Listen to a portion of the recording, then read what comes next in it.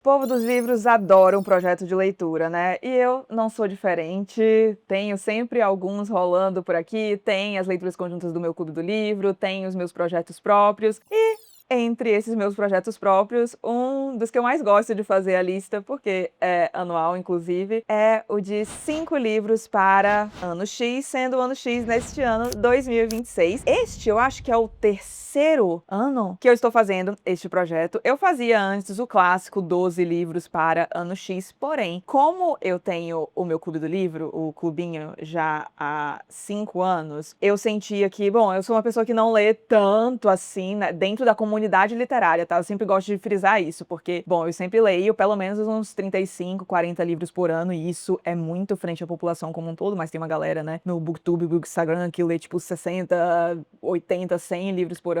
Não é o meu caso. E como no meu clube do livro, geralmente a gente tem 12 livros, pelo menos, pro ano, se eu fizesse mais 12, eu ficava com basicamente metade das minhas leituras do ano pré-definidas, e eu não gostava tanto dessa rigidez. Então, o que eu fiz foi pensar em um projeto que envolve 5 livros e com algumas categorias pré-definidas. Eu estou aqui com o meu diário de cola, caso eu esqueça alguma categoria. E o que eu pensei em fazer hoje foi mostrar para vocês quais são os livros escolhidos para cada categoria. As categorias são biografia/autobiografia, clássico que não li ainda, livro encalhado na estante, contemporâneo e releitura. Então, mostrar o que eu escolhi para cada uma das categorias e falar um pouco também do desafio do ano passado, como foi, se foi um sucesso.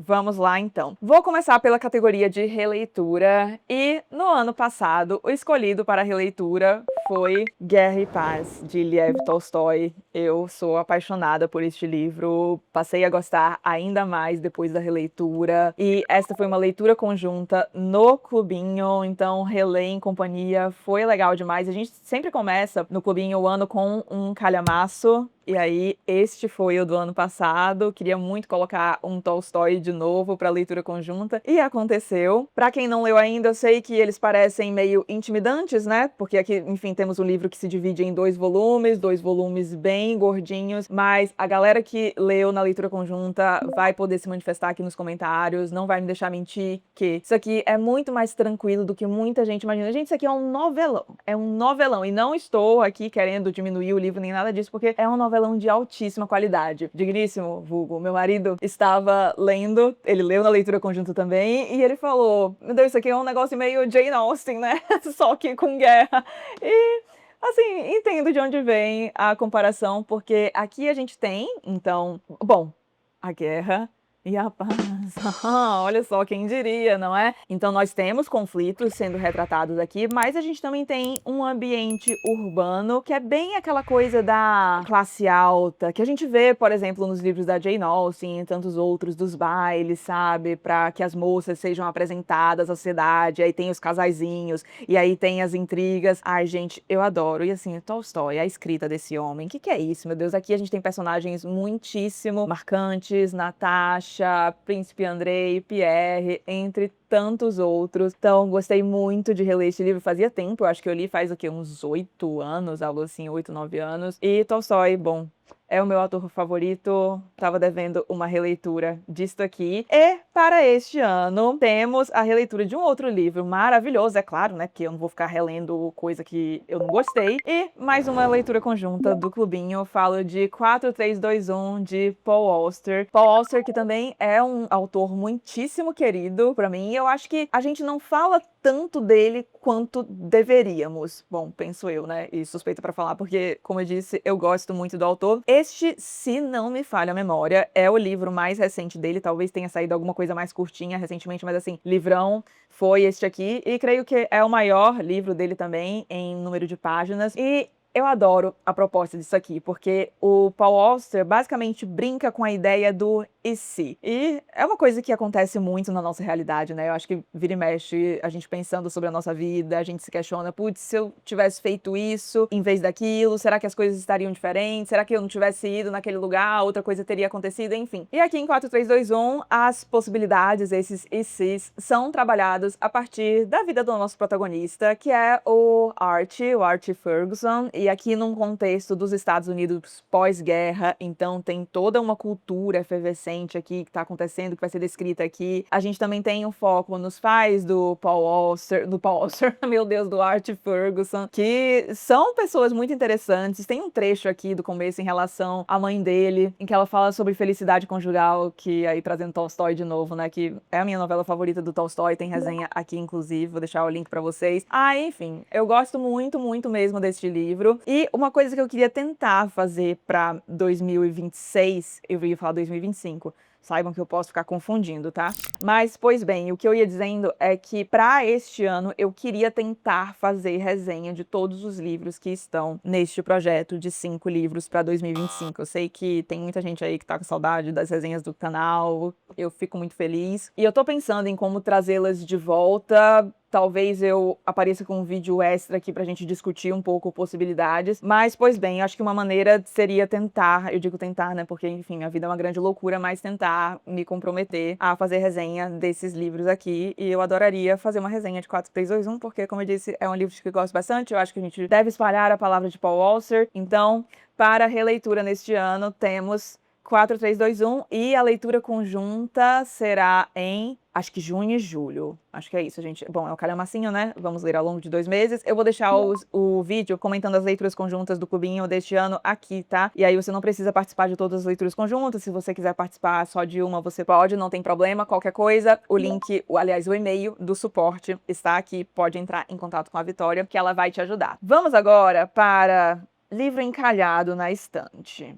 Bom, temos alguns, mas eu escolhi um gênero de que eu tô com muita saudade. Já foi um gênero muito presente na minha vida e que ultimamente não está tanto assim, mas antes, quase que eu esqueço, vamos falar do ano passado, do livro Encalhado da Estante do ano passado, que foi uma das minhas melhores leituras de 2025. E falo aqui de Honra Teu Pai, do Gay Talice. Bom, eu tenho muitos livros do Gay Talice aqui na estante e basicamente o motivo de eu não querer ler, quer dizer assim, queria, mas acho que estava enrolando um pouco, é porque eu tinha a suspeita de que o Talice realmente se tornaria um autor, assim, cuja obra eu iria querer ler inteira, devorar e coisas do tipo. Eu já tô de olho, inclusive, no próximo, só tô esperando acabar alguns livros, porque, enfim, a piriguetagem literária por aqui não é mais tão grande como já foi outrora. Mas, pois bem, foi este aqui, e ele tem um subtítulo, na verdade um blurbzinho aqui, que é o primeiro livro de não ficção a penetrar na vida secreta da máfia. Então, Gay Talice vai pegar uma família, que é a família Bonanno, e mostrar a ascensão dessa família dentro da máfia de Nova York e também a sua decadência. Talvez eu faça resenha deste livro aqui, eu tô pensando ainda, que eu acho que aí eu consigo panfletar 2 coisas ao mesmo tempo, que é isso daqui, e também uma das minhas séries favoritas, se não a minha série favorita, que é Família Soprano. Eu amo demais, eu vi muitos pontos em comum com isso aqui. Então, quem sabe, mas de qualquer maneira, em breve vem um vídeo de leituras concluídas nos últimos tempos, e aí a gente conversa com um pouquinho mais de profundidade sobre este aqui. E aí, agora voltando, o deste ano foi Mar de Histórias, será, no caso, Mar de Histórias, Antologia do Conto Mundial, volume 3, O Romantismo. Eu adoro essa coleção. Essa coleção, nossa, gente, foi um empreendimento, porque ela, infelizmente, está esgotada. Alô, Nova Fronteira, pelo amor de Deus, vamos reimprimir isso aí. Tem alguns volumes que ainda é bem fácil de encontrar, mas foi uma luta, assim, eu lembro que eu fiquei um bom tempo garimpando por aí, sebo, livrarias, etc, até que eu conseguisse completar a coletânea. Eu vou mostrar para vocês como fica lindo, mas basicamente a proposta da coletânea é ser uma antologia do conto mundial, e esse projeto foi empreendido por ninguém mais, ninguém menos que Aurélio Buarque de Holanda, sim, o do dicionário, Aurélio, e Paulo Ronay. Paulo Ronay, que é, nossa, uma personalidade queridíssima pra mim. A gente já leu, no caso, eu já li, e bom, muitos de vocês, porque eu falei loucamente deste livro também, a biografia dele, publicada pela Todavia, se não me falha a memória, que é O Homem que Descobriu o Brasil. A gente tem resenha, eu vou deixar aqui. Gente, a vida de Paulo Ronay, assim, é um negócio inacreditável. Que pessoa, que ser humano, nossa senhora. Ai, por vezes eu fico até meio emocionada de falar dele, porque é isso. que homem! E ele e o Aurélio eram grandes amigos, tinham em comum uma paixão por livros. Todos eles, né, os dois no caso, falavam muitas línguas, então eles resolveram simplesmente fazer esse projeto assim, pouco ambicioso de uma antologia do conto mundial, dividindo por períodos e pegando histórias de diversas origens. Aqui no canal a gente já tem resenhados os 2 primeiros volumes no mesmo vídeo. Eu vou deixar o link aqui, gente, eu acho tão maravilhoso que eu finalmente aprendi que é esse aqui o lado de apontar. Ai, Deus, que besteira. Mas foco, voltemos. E os 2 primeiros volumes, assim, eu amei. Eu descobri muita coisa legal lá, porque sempre tem aqueles autores que chamam mais atenção, aí você vai pesquisar alguma coisa sobre ele, né, aí você descobre que ele tem um livro, enfim. Pra quem gosta do maravilhoso esquema de pirâmide literário, olha, assim, é aquilo, né? Vai ler, mas saiba que muita coisa vai entrar na sua lista de desejos. E aqui temos, então, o romantismo. Eu tô empolgadíssima pra saber o que que eu vou encontrar aqui. Eu não dei uma olhada no índice, tá? Eu acho que vou ser surpreendida aqui quando for começar a ler.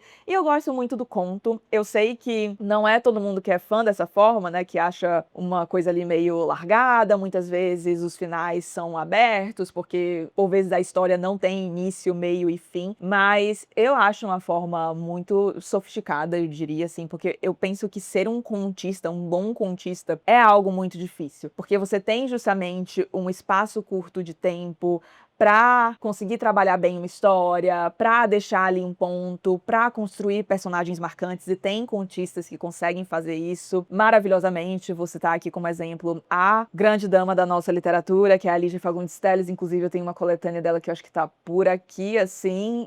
Enfim, eu gosto inclusive mais da Lígia contista do que romancista, apesar de gostar dos romances dela também, mas os contos da mulher, gente, olha, vale a pena, vai por mim. Se você tiver meio na dúvida por onde começar, eu recomendo a antologia Antes do Baile Verde. Eu vou deixar aqui pra vocês, a gente tem resenha no canal. Pois bem, então, quero voltar a ler contos e acho que isso aqui vai ser uma ótima pedida. Tô pensando aí em inventar, falei, né, que leitor ama um projeto de leituras pessoal. Pois bem, eu estou pensando em ler um volume deste aqui por ano, pra ver se eu termino a coletânea. Então, livro encalhado na estante, Mar de Histórias, volume 3, O Romantismo. Próxima categoria é clássico, que ainda não li. No ano passado, o escolhido foi De Passagem, da Nella Larsen. E aí, olha só, outro livro que foi parar entre as minhas melhores leituras de 2025. Então, eu vou deixar o vídeo linkado aqui, tá? Porque lá eu falo um pouco mais sobre ele. Se você é do clubinho, do Plano Tolstói, você tem acesso a uma resenha. Tem uma parte lá sem spoilers e uma parte com spoilers pra gente discutir o final bombástico disso aqui. E aí, neste ano, eu fiquei na dúvida entre 2. Fiz a minha escolha, mas eu achei que seria válido trazer o outro que eu fiquei em dúvida, porque é da mesma autora, e aí, enfim, você conhece um pouco mais dela. Vamos lá. Escolhi, então, Edith Wharton e seu A Época da Inocência. O outro dela que, inicialmente, eu até pensei em escolher em vez desse, é este aqui, o The Custom of the Country. A gente, se eu não me engano, não tem tradução pra este volume aqui, tá? Inclusive, este foi o motivo que me levou a escolher este aqui, porque, bom, se eu gostar muito do livro e aí vocês ficarem com vontade de ler, é bem mais fácil de encontrar este aqui do que este aqui. Então, A Época da Inocência. Eu já li Edith Wharton, eu li o A Casa da Alegria, e eu gostei, não amei, mas gostei em geral, até porque, assim, gente, o livro pra mim é meio que se o Grande Gatsby e, sei lá, Orgulho e Preconceito, sabe, algum livro da Jane Austen tivessem o filho, o resultado seria A Casa da Alegria. Quem lê esses livros talvez entenda bem o espírito do que eu tô falando. E a Edith Wharton aparentemente era uma apaixonada por retratar a Nova York ali do fim do século XIX, século XX, e eu adoro um romance ambientado nessa época. Eu amo Nova York, eu amo um romance cheio de intrigas, e parece que Edith Wharton é a mestre disso, porque eu li, bom, as sinopses, obviamente, dos dois aqui, e os dois parecem ter um pouco o mesmo espírito, sabe? A Casa da Alegria também tem isso, a Casa da Alegria ali no começo do século XX. A gente tem uma protagonista também bastante inusitada, pensando pro contexto da época, e aqui acho que a gente vai seguir nesse esquema de Nova York, fim do século XIX, intrigas, adoro. estou pronta. E este é o livro mais famoso dela, né? Acredito que muito pela adaptação do Scorsese, mas eu andei dando uma pesquisada sobre a autora e eu vi que muitos estudiosos da obra dela consideram o The Custom of the Country a maior obra dela. E aí, quem sabe, né? Se eu gostar muito desse aqui, quem sabe eu não fico com vontade de emendar este aqui, veremos. Mas pro deste ano, vamos de A Época da Inocência mesmo, de Edith Wharton.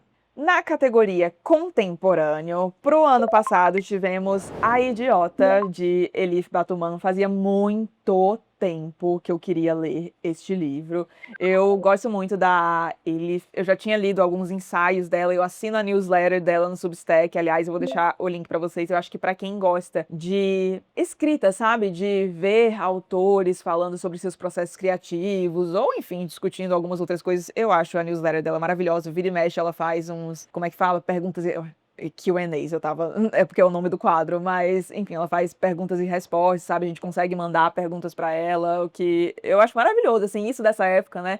De a gente poder interagir mais com os autores. Imagina, a gente, você poder mandar uma DM pro Tolstói, que loucura. Mas, pois bem, então, A Idiota, que é o livro mais famoso dela, acho que ele foi finalista do Pulitzer, isso, finalista do prêmio Pulitzer. E, seguinte, aqui nós estamos em 1995 e a nossa protagonista é a Selin, que é filha de imigrantes turcos e está entrando em Harvard. Então, aqui tem outro negócio que eu amo, que é o livro ambientado num cenário universitário. A gente já tem, inclusive, um vídeo, eu vou deixar linkado aqui na descrição, tá? Falando sobre livros ambientados em universidade, porque eu realmente tendo a gostar de livros ambientados nesse tipo de local. E eu gostei bastante desse livro, fiquei curiosa para ler a continuação.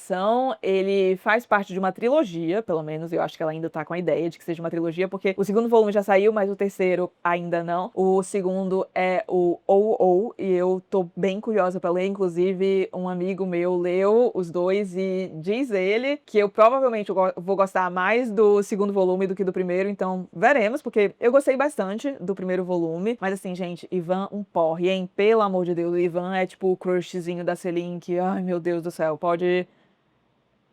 vamos deixar por aqui. Não sei se eu pretendo fazer resenha sobre ele, talvez eu faça quando ler o segundo volume ou algo assim, mas também em breve vem aí leituras dos últimos tempos e aí a gente conversa um pouquinho mais sobre este livro. E para este ano temos um livro de não ficção, então né, aqui temos uma ficção e para este ano temos o Sobre Desistir, do Adam Phillips. Eu comprei este livro aqui na festa do livro da USP do ano passado e eu vi nos comentários que alguns de vocês tinham falado sobre ele, né, para ele aparecer aqui no canal, etc. Então resolvi colocá-lo na minha lista, até porque eu tô com muita vontade de ler este livro. Ó, ele é publicado pela Ubu e vem com um marcadorzinho. Eu sempre acho muito fofo, aliás, quando os livros vêm com marcadores combinando. E este livro me interessa mais, assim, sobre essa ótica do que, pelo que eu sei do livro, ele coloca o ato de desistir aqui não como necessariamente sendo algo negativo. E eu sou muito partidária dessa ideia. Recentemente, aliás, foi ao ar no meu podcast um episódio falando sobre o tempo em geral, né? E uma das coisas que me deixa mais louca em relação ao tempo é esse discurso de, ai, se começou, tem que terminar. Não, gente, pra quê? E eu acho que tem muita essa coisa de, tipo, ai, você não pode desistir. Sendo que assim, gente, se é um negócio que você sabe que não vai dar em nada, ou que talvez dê, mas que é algo que acha que você, assim, que você acha que não faz sentido, que você não precisa estar fazendo, por que você vai terminar? Não, desiste. Aí, nesse contexto, por exemplo, desistir, pra mim, é algo maravilhoso, é significado de não perder tempo, sabe? Enfim, só um exemplo bobo aqui, eu acho que ele vai pegar exemplos muito melhores pra trabalhar aqui, e tô bem curiosa em relação a este livro. Eu ouvi gente na gringa, assim, falar muito bem sobre o autor. Ele tem um outro livro que também chamou muita atenção, é Sobre Querer Mudar, acredito eu. E aí, se eu gostar, deixa aqui, quem sabe não vem o próximo. Se alguém tiver lido, deixa aqui nos comentários, por favor, porque queria saber mais opiniões. Eu não vejo muita gente falando dele aqui no Brasil. Bom, talvez eu também não esteja vendo as pessoas certas, talvez. Enfim, vou ficar feliz se vocês quiserem trocar sobre o livro aqui nos comentários, ou se quiserem guardar os comentários para quando, estou otimista, a resenha deste livro vier aqui pro canal. Então, Sobre Desistir, do Adam Phillips, na categoria contemporâneo. E vamos agora para a categoria biografia / autobiografia, que, bom, tanto para 2025 compra 2026, temos o mesmo livro, porque foi o único livro que eu acabei não terminando no desafio do ano passado, que foi o An Angel at My Table, da Janet Frame. E, basicamente, o motivo de eu não ter terminado isso aqui é que eu li este livro numa fase bem conturbada do ano passado, e eu senti que eu acabei vinculando muito o sentimento daquela fase em relação a este livro, sabe? Porque era o livro que estava me acompanhando naquele momento, e eu, não sei, não fiquei com vontade de continuar a leitura naquele momento, porque era isso, eu vi o livro e aí eu lembrava, enfim, de algumas coisas, mas já faz umas semanas que eu tenho ficado com vontade de voltar a ler. E eu fico feliz com isso, porque tem alguns livros, assim, que eu acabei eu tava lendo e eu acabei associando algumas coisas negativas a eles, e por mais que eu estivesse gostando, eu não consegui voltar até hoje. E esse aqui eu realmente tô com muita vontade, eu tava gostando muito do livro mesmo, e eu tinha lido... Ai, tá aqui... mas eu acho que tava um pouco mais, que eu comecei a ler no Kindle depois, mas ó, aqui o marcador tá na página 142. Eu provavelmente devia estar, sei lá, umas 40 páginas, enfim, à frente disso, então já tinha lido mais de 1/3 do livro, mas eu pretendo recomeçar do zero mesmo, voltar pro começo, ler tudo, e assim espero neste ano conseguir falar mais sobre ele aqui, porque a história da Janet Frame é surreal, a escrita dela é maravilhosa, a história da família dela é muito emocionante, então quem sabe em breve a gente não conversa sobre este livro aqui no canal. E assim encerramos. Pera, deixa eu pegar a lista, a pilha aqui pra ficar bonitinho. Talvez eu tenha me arrependido. Então foram esses os breves comentários sobre os livros de 2025 e mostrando pra vocês agora as escolhas de 2026. Espero que tenham gostado do que provavelmente vem por aí no canal. E eu sei que tem uma galera que gostou da ideia, né, de um projeto um pouco mais reduzido que o tradicional 12 livros. Então, se você é uma das pessoas que segue os 5 livros para ano X, por favor, deixe aqui nos comentários as suas escolhas, vou adorar ver. E nos vemos em breve aqui no canal com um vídeo extra, então domingo que vem tem vídeo, sobre comentários em relação à retrospectiva do ano, pra gente encerrar. Eu tenho não é uma tag, enfim, eu criei uma série de perguntas aqui, eu respondi acho que nos últimos 3 anos sobre as leituras dos anos anteriores, então pretendo fazer isso. Pretendo fazer alguns comentários também sobre o meu projeto de comprar um livro apenas após ter lido 4 outros e como foi isso. Já aviso que foi tão legal que eu pretendo continuar neste ano. Enfim, em breve a gente conversa mais um pouquinho. E se você gostou do vídeo, não esqueça de deixar um like e de se inscrever aqui no canal, caso você não seja um inscrito ainda. Um grande beijo e até os próximos vídeos.